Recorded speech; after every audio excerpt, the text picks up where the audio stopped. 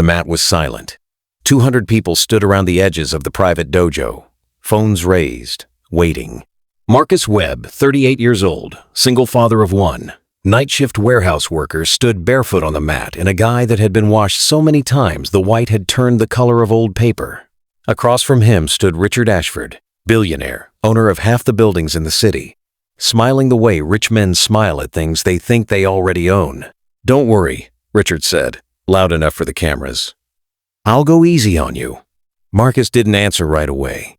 He simply reached up, untied the frayed belt at his waist, and let it fall to the mat. Underneath black, not the flat black of a store-bought belt, the deep faded black of a belt worn for over 20 years. Someone in the crowd gasped. "Only if you promise," Marcus said quietly, "not to cry. That's where we're going today. But before we get there, I'm Grandpa, and this is Grandpa's Story Chair. If you believe in kindness and second chances, please like, comment, share, and subscribe. Now, before we begin, I want to ask you something. Tell me in the comments which country you're watching from and what city. I read every single one, and it means more to me than you know to see where this little story travels. Now, pull up a chair. Because 3 months before that belt hit the floor, Marcus Webb was just a tired man trying to get his daughter to school on time. Marcus Webb woke up every day at 4:45 a.m., long before the sun touched the small kitchen window of his 2-bedroom apartment on the east side of Denver. The apartment wasn't much a cracked kitchen tile he kept meaning to fix, a couch with one cushion flatter than the others, a fridge covered in crayon drawings signed Love, Ellie, age 7. But it was his, and it was warm, and it was enough. He'd make coffee first. Then he'd wake Ellie gently, the way his own mother used to wake him, a hand on the shoulder, not the light. "5 more minutes, Dad," she'd mumble every single morning. And every single morning he'd say, "You said that 4 minutes ago." And she'd laugh, even half asleep. Marcus worked the overnight shift at a logistics warehouse on the outskirts of the city, loading trucks from 6 p.m. to 4 a.m., then coming home just in time to get Ellie ready for school. He'd sleep in short pieces, 2 hours here, 3 hours there, the way people do when there's no one else to split the weight with. Ellie's mother had left when Ellie was 2. Not a dramatic story, just a quiet one. She wanted a different life, and Marcus wasn't in it. He didn't speak badly of her. He just did what needed doing. What almost nobody in his life knew, not his coworkers, not Ellie's teachers, not even most of his neighbors, was that before the warehouse, before Denver, before fatherhood reshaped his whole world, Marcus Webb had spent 11 years living and training at a small Aikido dojo outside Osaka, Japan. He'd gone there at 19, broken in ways he didn't talk about, looking for something to hold on to. He found an old sensei named Itsuo Kaneda who taught him that strength wasn't about winning, it was about not needing to prove anything at all. By the time Marcus left Japan at 30, he held the rank of 8th Dan, a level so rare that fewer than a few hundred people in the entire world have ever reached it. Sensei Kaneda had given him the belt himself, wrapped it in cloth, and said only, "You will know when to untie it again." Marcus folded that belt into the bottom of a drawer 8 years ago, and never spoke of it again. Not out of shame, out of peace. He didn't need the world to know what he carried. He had Ellie. He had rent to pay. He had a life to build, quietly, one shift at a time. Every morning after dropping Ellie at school, he'd stop at Rosa's Diner on 9th Street for a coffee he could barely afford. And Rosa, 61 years old, widowed, sharp-tongued and soft-hearted, would slide it across the counter and say the same thing every day. "You look tired, Marcus."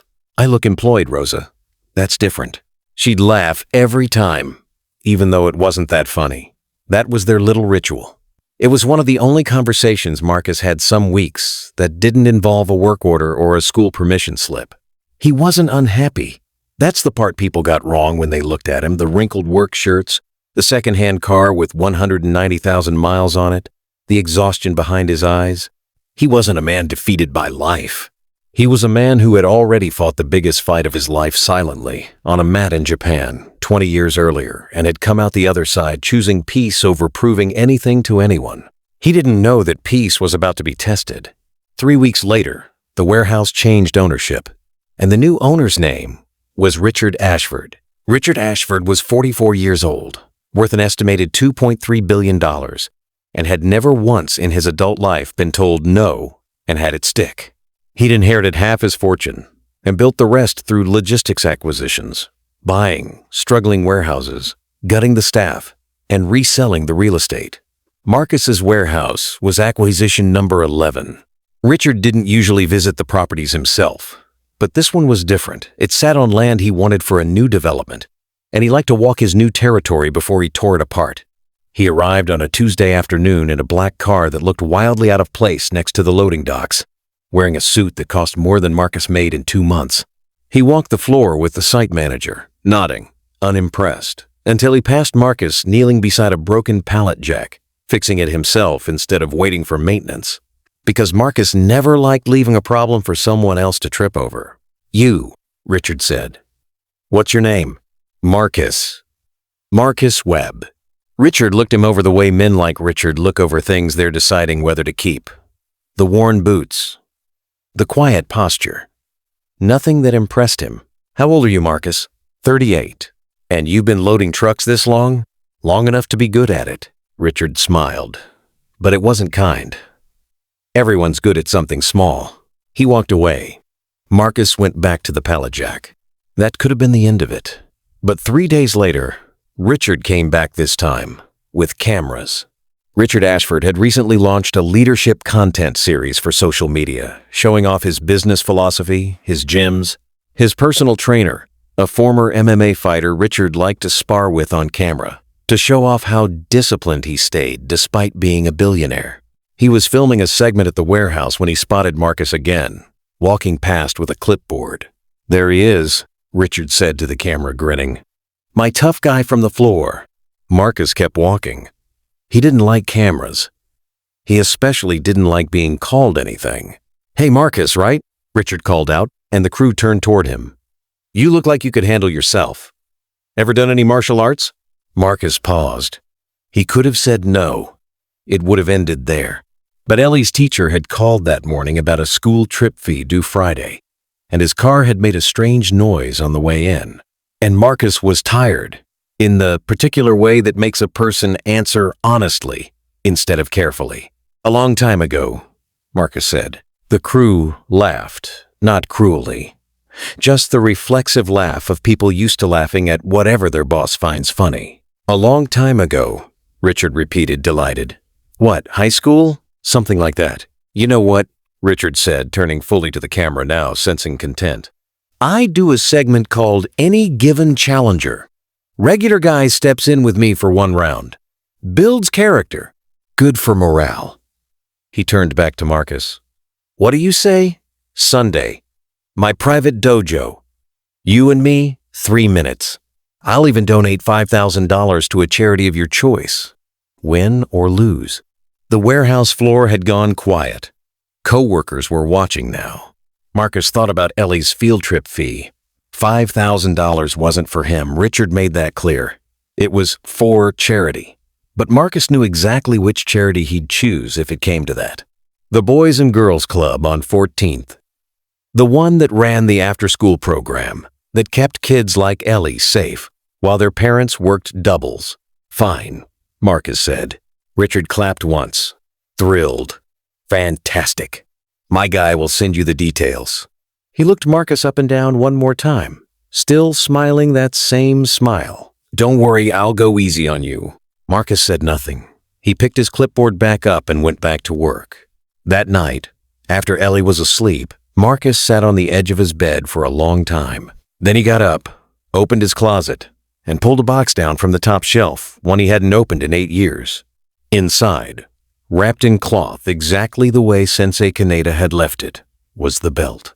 He didn't put it on, he just held it, running his thumb along the frayed edge where it had been tied and untied 10,000 times on a mat in Osaka. He thought about what Kaneda used to say. "The belt is not for showing. The belt is for remembering what you are capable of, so you never have to prove it needlessly." Marcus wasn't planning to prove anything. He'd made peace with a quiet life a long time ago. But Richard had made this public. Richard had put a camera on it, put a warehouse full of co-workers on it, put Marcus's name on a video that would be posted for the world to see a regular guy getting one round with a billionaire. Content for likes. Marcus wrapped the belt back up. Not to use it as a weapon, just so it would be ready, in case the moment called for the truth instead of silence. Sunday came fast. The private dojo sat on the top floor of one of Richard's downtown buildings, glass walls, city view, a mat so new it still smelled faintly of rubber. 200 people had been invited. Employees, investors, a handful of influencers Richard's team had flown in for content.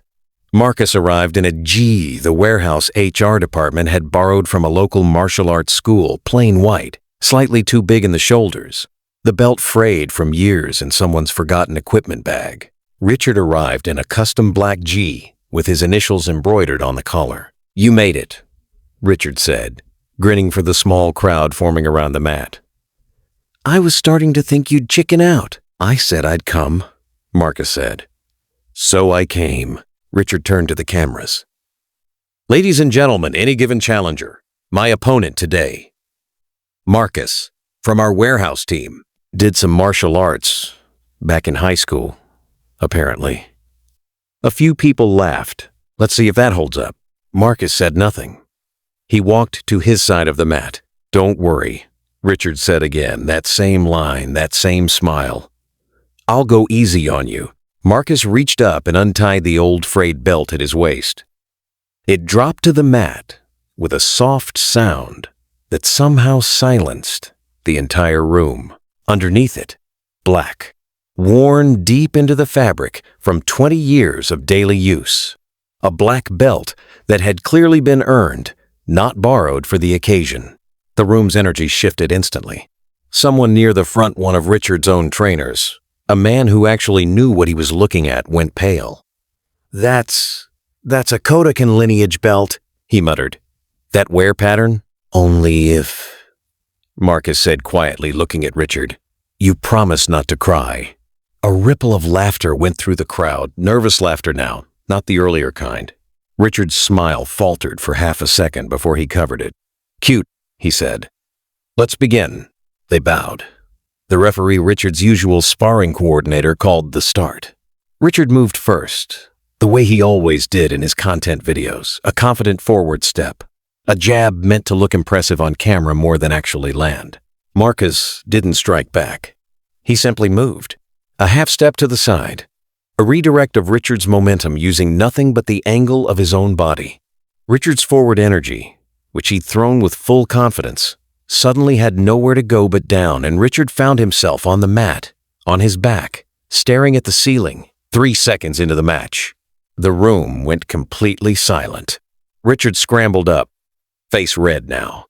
Not from exertion, but from something closer to disbelief. "Lucky," he said. Again, they reset. This time, Richard came in more carefully, more aggressively, a real attempt. It didn't matter. Marcus moved like water, finds the lowest point, not fighting force with force, but simply refusing to be where the force expected him to be. Another redirect. Another moment where Richard's own momentum did the work Marcus never had to do himself. Richard hit the mat a second time, harder. The trainer near the front was filming now with his phone, not for content for himself. "That's not high school," he said under his breath. "That's not even black belt technique. That's mastery." By the third exchange, Richard wasn't trying to win anymore. He was trying to understand. "Who taught you?" he said, breathing hard, no longer smiling. "A man named Kaneda," Marcus said. "Osaka. 11 years. 11 years, Richard repeated. "I was 8th Dan by the time I left," Marcus said simply. "I don't say that to impress you. I'm saying it because you asked." The room had gone completely still. 200 phones were raised now, but no one was laughing anymore. Richard stood there, in his custom gi, in his own private dojo, in front of his own employees and investors, beaten 3 times in under 2 minutes by a man he'd hired to load trucks and publicly mocked as a tough guy for a content segment. "Why didn't you tell me?" Richard finally asked, quieter now. "You never asked who I was," Marcus said. "You asked what I could do for the camera. He picked his belt up off the mat, folded it gently, and held it, not put it back on, just held it the way you hold something you respect rather than something you use to win an argument. I came here because you offered $5,000 to a charity, Marcus said. Not to prove anything. I stopped needing to prove things a long time ago. He turned to walk off the mat. Then he paused and looked back, not with anger, but with something closer to tiredness. You said you'd go easy on me, Marcus said. I went easy on you too. You just didn't notice. The room stayed silent as he walked out. The video Richard's team had planned to post never went up. Instead, footage from a guest's personal phone found its way online within hours, shaky, unedited, real. It didn't need editing. 200 witnesses had already told the story before the internet ever saw the clip. By Monday morning, it had circled the warehouse twice before Marcus even clocked in. He expected to be fired. Billionaires, in his experience, didn't enjoy being humbled in front of investors. Instead, Richard was waiting for him at the loading dock. No cameras, no suit, just a plain jacket, standing awkwardly the way people stand when they're not used to needing to say something honest. I owe you an apology, Richard said. Not for the match, for before it. Marcus set his bag down slowly. Okay, I built a whole persona out of never losing, Richard admitted. I forgot that respecting people isn't the same as performing respect for a camera. He paused. The $5,000 I'm sending 50 to whatever you choose. Marcus thought of the Boys and Girls Club on 14th Street immediately. The after-school program. Kids, like my daughter, go there while I work. Done, Richard said, then quieter. Would you ever consider teaching a class? For the staff. No cameras. Just teaching. Marcus studied him for a moment. Not the billionaire. Just a man who had been publicly humbled and was trying, clumsily, to become something better because of it. On one condition, Marcus said. You show up like everyone else. No special treatment because you own the building. Richard actually laughed, a real one this time. Deal. There was no revenge in what followed. No dramatic firing, no viral takedown video, no headline about a billionaire's downfall. Just a Tuesday evening, 6 weeks later, when Richard Ashford showed up to a small community dojo in a plain t-shirt, bowed to Marcus the way a student bows to a teacher, and got thrown onto a mat for the 4th time in his life, this time laughing about it. Ellie came to watch sometimes, sitting cross-legged at the edge of the mat, and one evening she asked her father, Dad, were you scared before the match? Marcus thought about it honestly. No, he said. I wasn't scared of losing. I think I was scared of what it would mean if I only showed people who I really was when I needed to win something. Ellie didn't fully understand that yet, but she would someday. Here's what I think this story is really about. Marcus Webb spent 8 years folding his greatest strength into the bottom of a drawer, not out of weakness, but because he understood something most people never learn. That quiet dignity doesn't need an audience to be real. He wasn't hiding who he was. He was simply choosing, every single day, not to lead with it. And Richard Ashford, for all his money and all his cameras, learned in 3 minutes on a mat what no amount of wealth had taught him, that respect isn't something you perform for an audience. It's something you offer quietly, to people you've decided are worth seeing clearly. Kindness doesn't announce itself. It waits. It works overnight shifts. It fixes pallet jacks without being asked. And sometimes, when the world finally tests it, it doesn't need to shout to be heard. If this story touched your heart, please leave a like and share it with someone who still believes kindness matters. And before you go, comment below. Kindness still exists if you believe even one good act can change someone's life. Thank you for sitting with me a little longer today. This has been Grandpa's Story Chair. I'll see you in the next one.